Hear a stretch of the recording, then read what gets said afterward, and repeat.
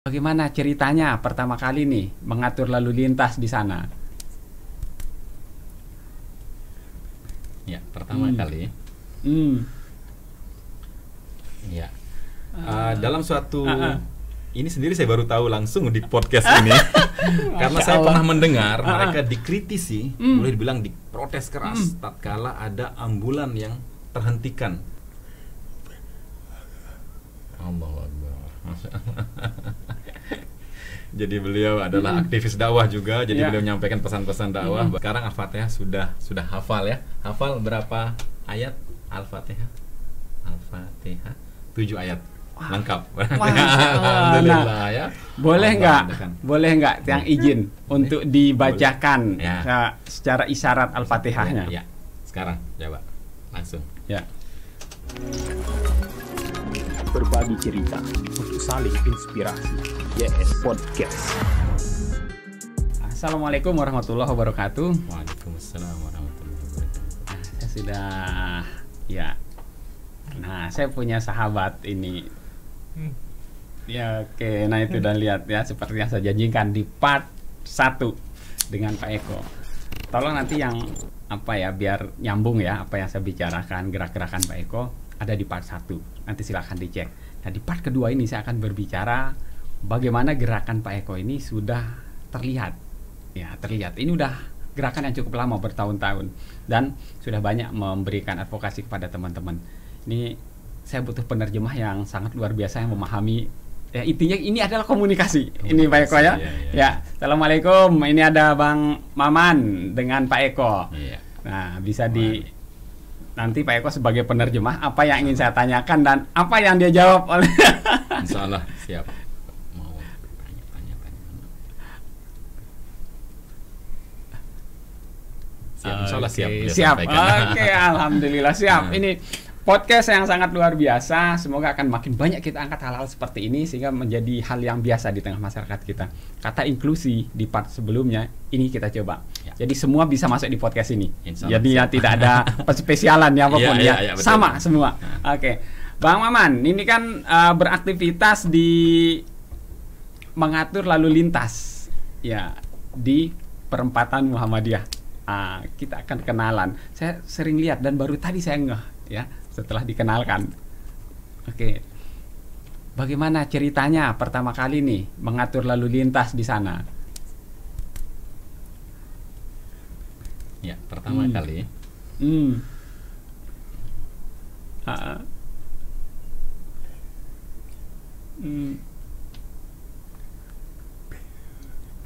Ya.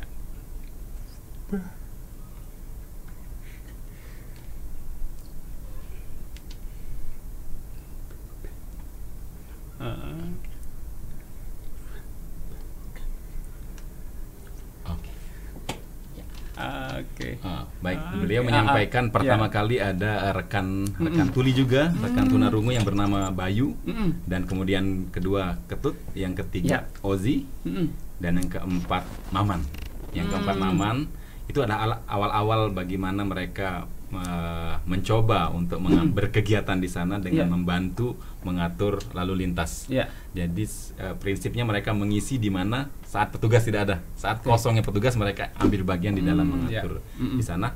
Awalnya 4 orang, sekarang 6 orang. Ya, itu. Oke. Semua dibagi menjadi sip-sip, ada yang sip pagi, siang, bahkan sampai malam. Ya. Oke, ya. Iya. Baik. Jadi shiftnya pun dibagi dan posisi mereka di perempatan Universitas Muhammadiyah pun dibagi. Ada yang di pojok sebelah sana, pojok sebelah sini, itu mereka bermusyawarah, diskusi untuk penempatan baik pada shift kerja maupun pada posisi di lapangan. Wah. Ini manajemennya ini luar biasa. Dan saya melihat perempatan itu paling crowded, paling bermasalah. Kalau ekstrimnya paling horor kalau paling pagi. horor, betul. Pagi main serobotan gitu. Itu karena sering lewat di situ. Iya. Oke, Bang Maman. Oke, jadi mengatur lalu lintas dengan tidak mendengar ini kan bagaimana membangun komunikasi. Nah, bagaimana mau komunikasi dengan teman-teman?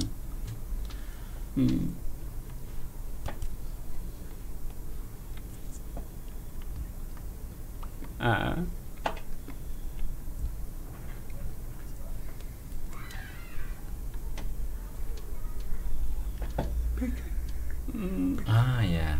Oke.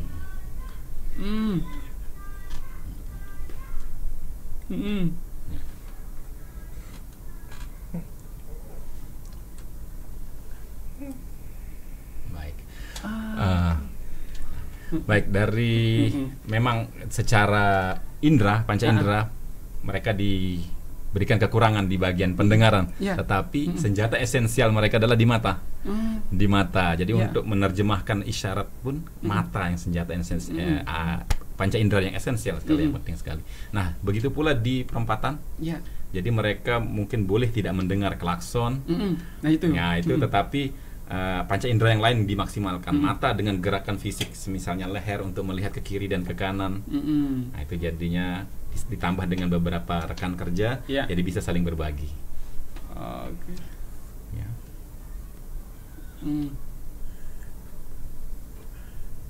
Ya. Oke. Ya. Ya.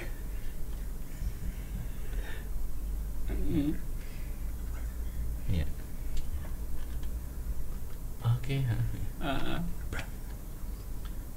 Ya. Dalam suatu ini sendiri saya baru tahu langsung di podcast ini karena saya pernah mendengar mereka dikritisi, boleh dibilang diprotes keras tatkala ada ambulan yang terhentikan. Oke. Tetapi saya pernah dengar muncul di beberapa media sosial besar. Betul. Ya, itu tetapi itulah makanya mereka bertugasnya berdua. Jadi dia tidak mendengar dan membelakangi, tetapi teman yang lain mendengar. Saat itu siapa yang kerja? Maman. Dulu pas ada mobil ambulan. Iya, siapa kerja? Maman.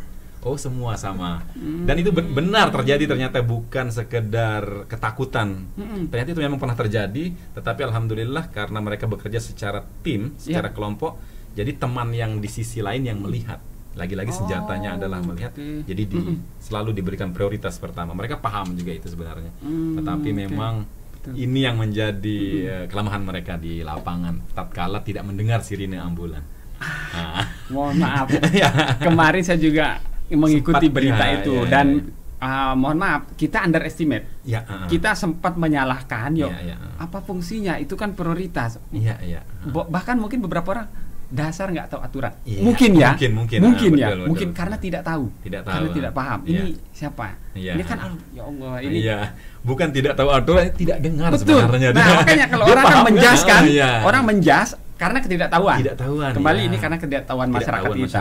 Nah, di sini ternyata baru saya mendengar jawaban. Masya Allah, luar biasa. Saya pikir itu adalah suatu ketakutan dari pihak masyarakat, pemerintah, bagaimana apabila ada ambulan. Ternyata kejadian ini baru saya betul kejadian ya.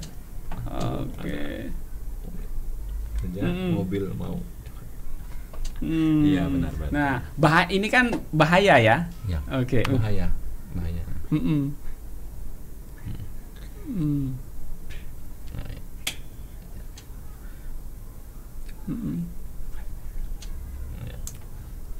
Gerung. Ya. Tetap.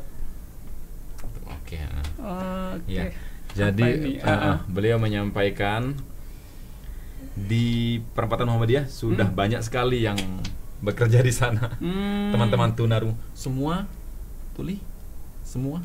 semuanya tunarungu. Jadi sudah berapa orang? 6 sampai 8 orang, sehingga beliau merasa mungkin harus mencari tempat yang lain untuk beliau. Masya Allah, sampai seperti itu ya. Sampai seperti itu. Oke, jadi ternyata semua di situ. Nih, guys, saya baru tahu ini. Luar biasa. Saya baru tahu ini ya. Ini untuk informasi untuk teman-teman semua ya. Di situ tuh ternyata sangat luar biasa kemampuan. Ya, teman-teman ini boleh kurang di pendengaran, tapi ternyata ada hal lain yang dimaksimalkan oleh Allah. Ini sangat luar biasa. Memang kata inklusi itu memang berlaku di situ. Jadi kita semuanya sama. Semua sama. Tidak ada yang harus diistimewakan karena mereka juga mampu. Semua kita mampu Semua punya mampu. kita berbicara lalu lintas ini, apakah pernah nggak sama apa ya DLLAJ lah, konflik sama DLLAJ atau polisi ya, sama polisi ini yang sedang bertugas ini ya, pernah dilarang nggak gitu nih Bang Maman?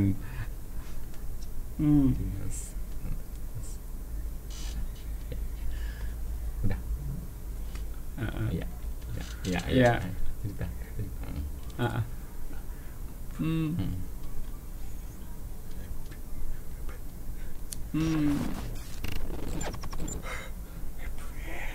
Oh iya.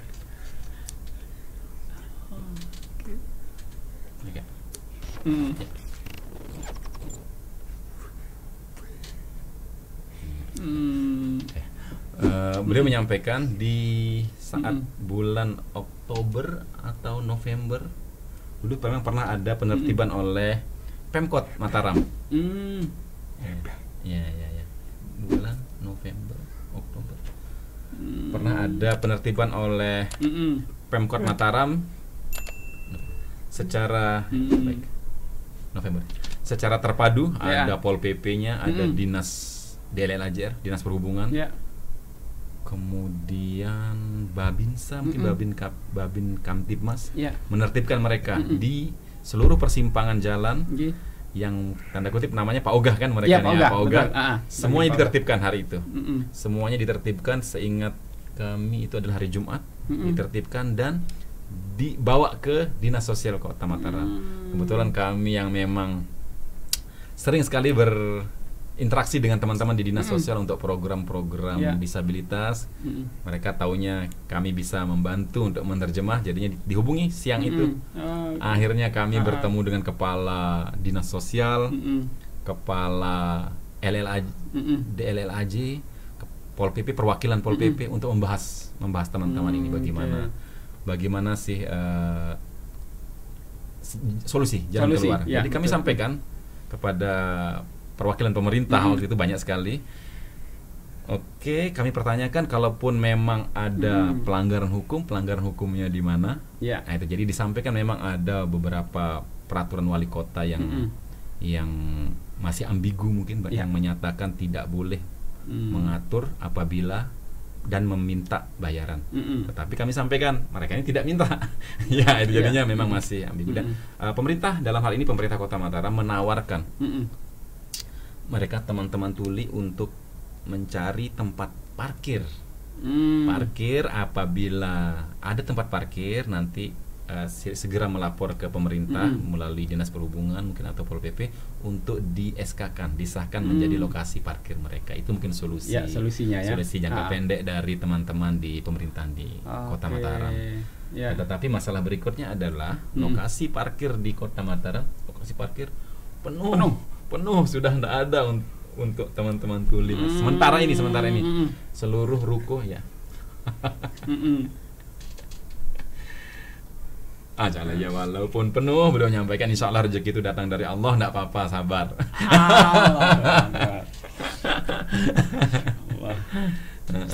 Sangat luar biasa. Inilah ya, kita guru kita berada dimanapun. Iya, betul. Guru kita siapapun, guru kita berada dimanapun. Dan hari ini saya mendapatkan guru yang sangat luar biasa, berada di sahabat. Ada Pak Eko, ada Bang Maman yang dengan segala yang dimiliki ini tetap bisa berbuat untuk paling nggak kata inklusi itu betul-betul teman-teman pahami sangat luas.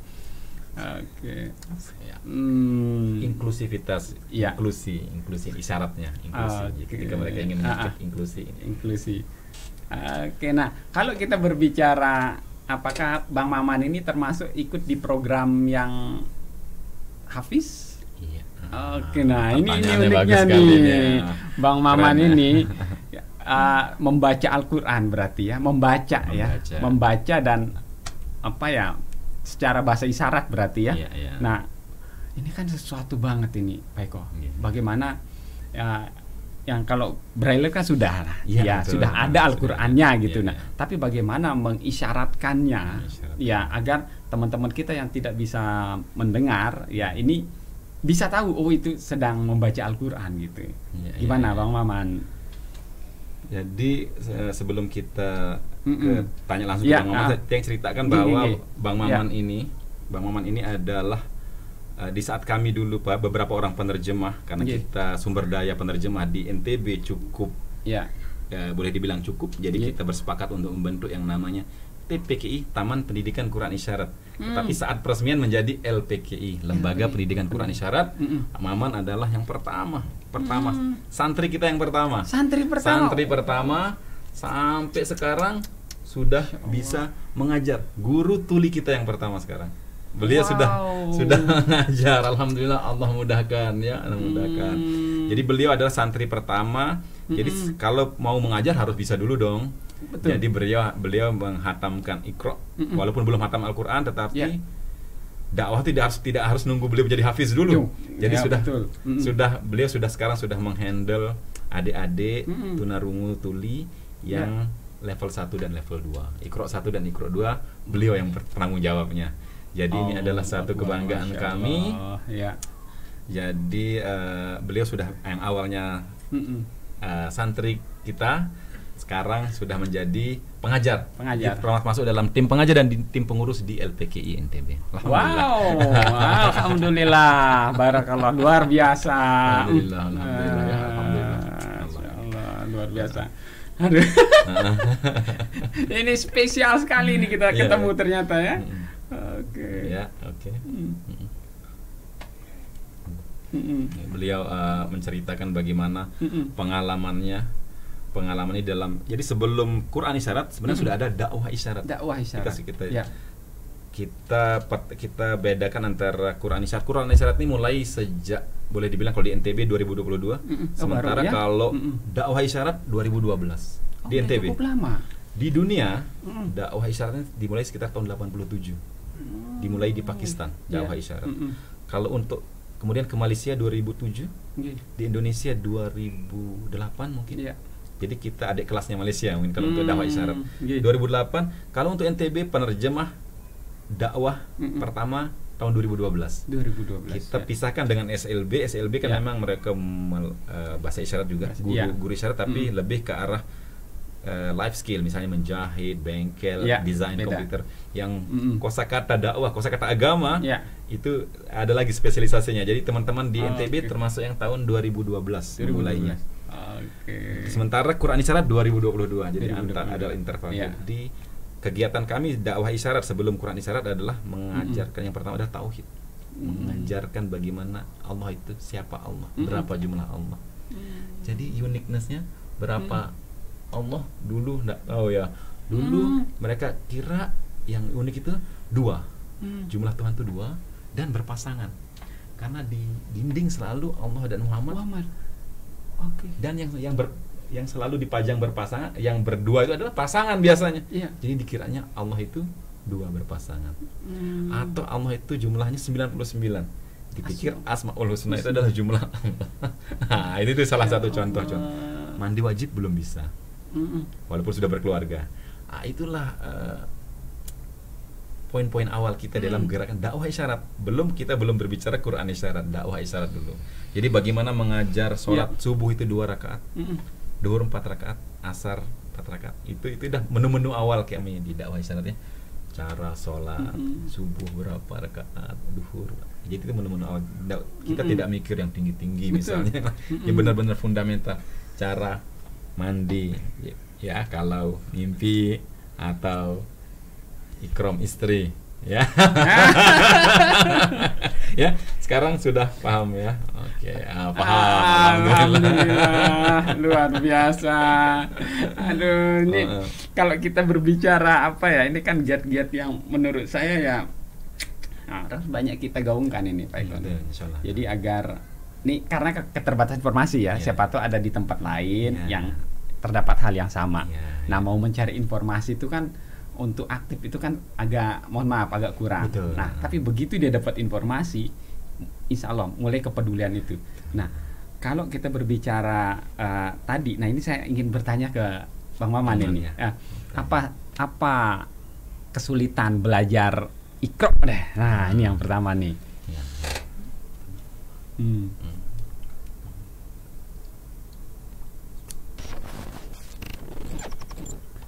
Hmm.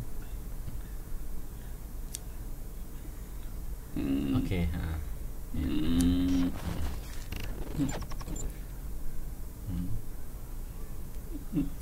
Iya.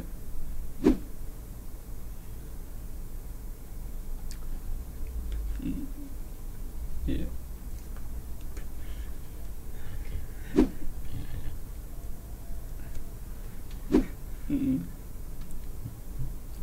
Oke. Ya.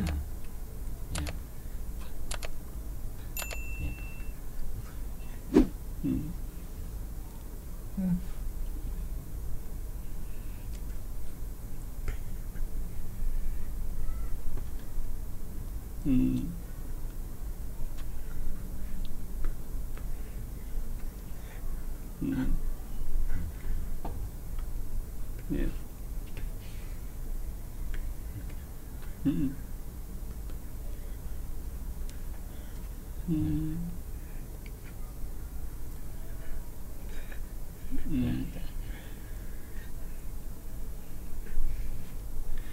Baik, beliau menyampaikan kesulitan adalah yang pertama. Beliau ingin mengucapkan seperti orang, verbal membacanya, tetapi tentu dengan keterbatasan karena ada beberapa rekan-rekan tunarungu yang mampu mengucapkan verbal. Karena mereka seperti mungkin kekurangan pada mata, minus, ada yang minus 1, minus 2, minus 3. Pun demikian dengan teman-teman tunarungu, ada yang pendengarannya minusnya boleh bilang di sekian desibel sampai sekian desibel. Kalau yang asupan suara masih mereka dengar, mereka bisa ngulang walaupun dengan sangat terbatas. Gitu. Jadinya itu kesulitan, dia ingin mengucapkan tetapi tidak bisa. Tetapi kemudian mencoba memahami bacaan, memahami bacaan, walaupun ada ustadz mungkin yang mengajarkan makna, tapi itu sulit sekali. Misalnya di Al-Fatihah, awal-awal kami mengajarkan melihat terjemahan Al-Quran dengan menyebut nama Allah. Itu memang bisa dibaca, tetapi dimaknai tidak sulit bagi mereka. Apa sih dengan menyebut nama Allah yang Maha Pengasih, Maha Penyayang? Kok diulang pengasih, penyayang, pemurah, penyayang? Itu kesulitan. Kemudian maka yang sekarang ini dengan walaupun hanya sekarang dengan belajar hurufnya saja dulu, yang penting insya Allah Allah sudah pandang niat saya untuk berusaha. Itu yang beliau menyampaikan 3 ya. Tambah.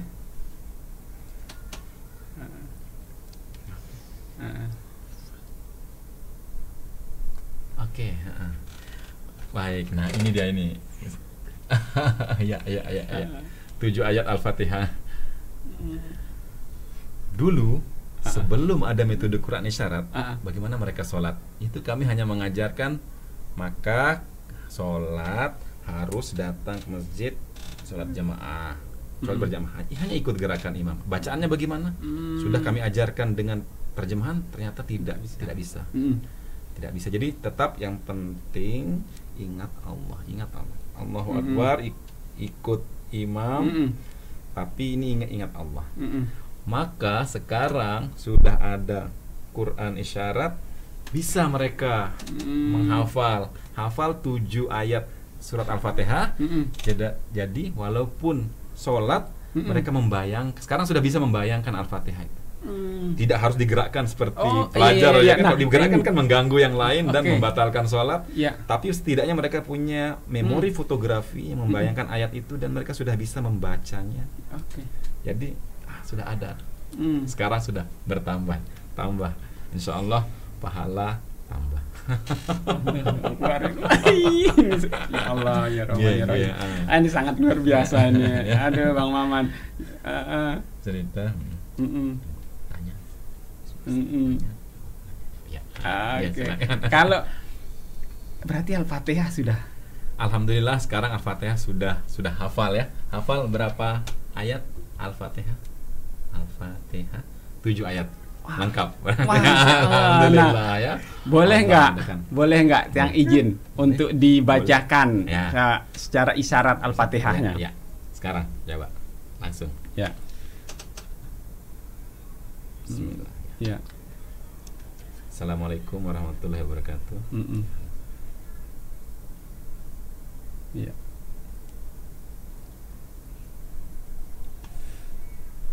Bismillahirrahmanirrahim. Ya, ayat pertama. Ya, yang kedua.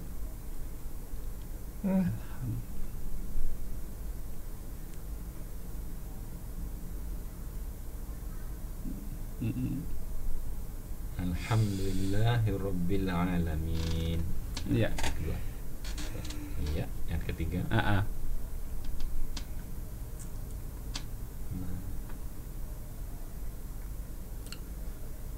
Ar-Rahmanir-Rahim. Ya. Keempat ya. Maliki. Ya. Maliki yaumiddin. Ya. 5. Iya. Kana.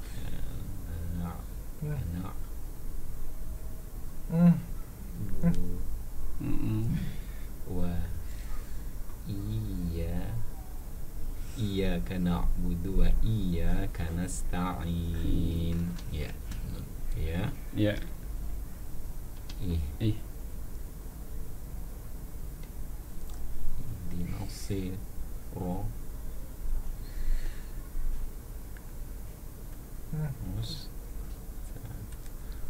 Ihdinas siratal mustaqim. Ya.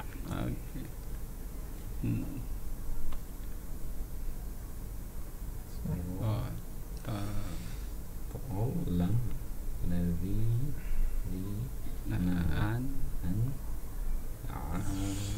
'alaihim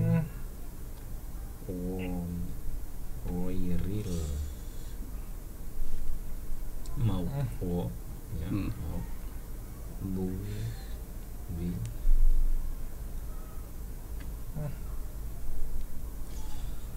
wala bolin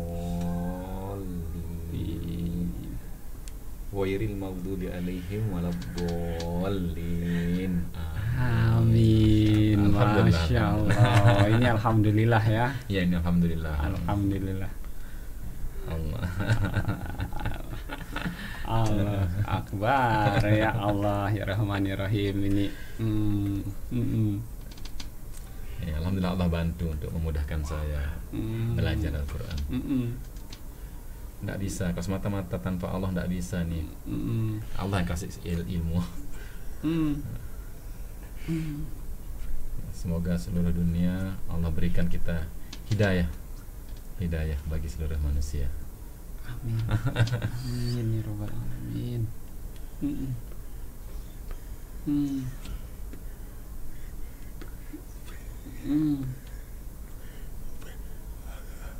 Allahu Akbar.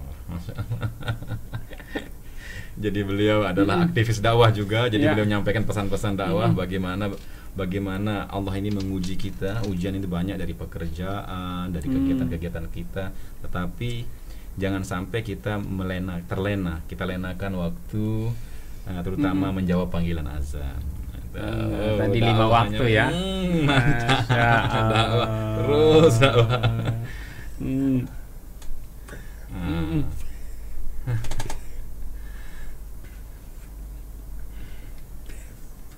Allahu Akbar.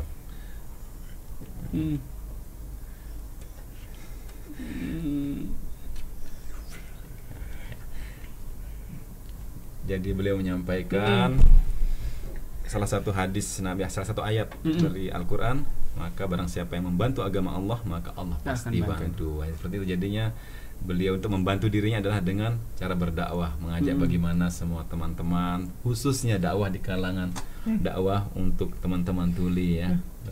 Begitu. Wow, ini udah kehabisan kata-kata berhadapan dengan Bang Maman ini, Masya Allah luar biasa, tetap kuat. Semangat ya, semangat. Ya, semangat. Untuk, ya, semua semata-mata karena Allah yang bantu. Ya. Allah yang mudahkan, Allah yang bantu semuanya. Beliau selalu pulangkan kepada Allah masalah, kesenangan, kesulitan semua datang dari Allah. Wah, ini podcast yang sangat luar biasa ini.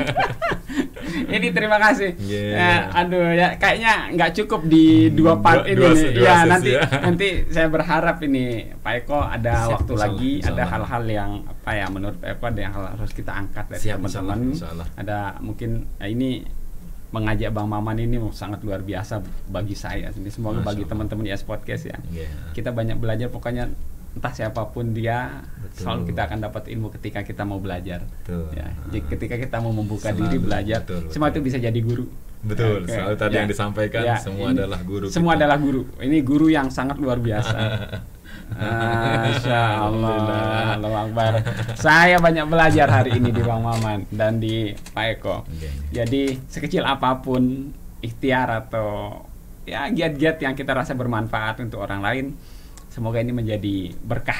Ini yang kita semoga menjadi berkah lah semuanya di hadapan Allah, menjadi catatan amal perbuatan kita Pak Eko. Amin amin. Jadi terima kasih. Gimana kalau berterima kasih? Terima kasih. Terima kasih. Terima kasih. Sama-sama boleh sampaikan. Sama-sama ini ya. Terima kasih sudah mampir. Senang ketemu ya. Senang silaturahmi. Ya, ini pertama silaturahmi dengan Bang Yusron katanya. Insya Allah besok silaturahmi lagi. Ya, siap? Insya Allah siap lagi kapan-kapan diundang untuk ke podcastnya Bang Yusron. Yes. Kalau gini terima kasih juga nggak kalau di teman-teman? Terima kasih. Gini ya. Terima kasih. Terima kasih. Terima kasih. Sama-sama. Masya Allah luar biasa. Nih Pak Eko bisa hadir di sini membawa Bang Maman sesuatu sekali buat YS Podcast. Semoga ke depan kita bisa menghadirkan ya. Dan ini kalau sering saya katakan, semoga ini menjadi catatan digital kita. Iya, catatan digital ya. Catatan digital kita karena kan jejak digital. Ya, video kita ini kita nggak tahu sekian tahunnya, 20 tahun lagi bisa ditonton oleh generasi yang belum lahir. Iya. Nah, itu tujuan kita. Ya, ini terdokumentasi secara digital. Semoga banyak yang bisa mendengar pesan-pesan hari ini yang Pak Eko dan Bang Maman tularkan melalui podcast spesial kita pada hari ini. Jadi bagaimana berdakwah membumikan Al-Quran dengan bahasa isyarat. Ini sangat luar biasa. Terima kasih sekali lagi sama-sama sudah hadir di sini. Ya, oke. Semoga ya kesempatan berikutnya bisa hadir lagi. Kita akan angkat tema-tema yang ya. Oke, baik sahabat YS Podcast, demikian yang bisa saya bahas dengan Pak Eko dan Bang Maman. Sangat luar biasa, banyak ilmu yang bisa kita dapatkan. Silahkan teman-teman YS Podcast yang bisa ambil ilmu itu, ambil hikmah yang ada dalam perbincangan kami. Semoga bermanfaat. Ketemu lagi di tema-tema berikutnya. Sampai ketemu ya. Assalamualaikum warahmatullahi wabarakatuh. Assalamualaikum warahmatullahi.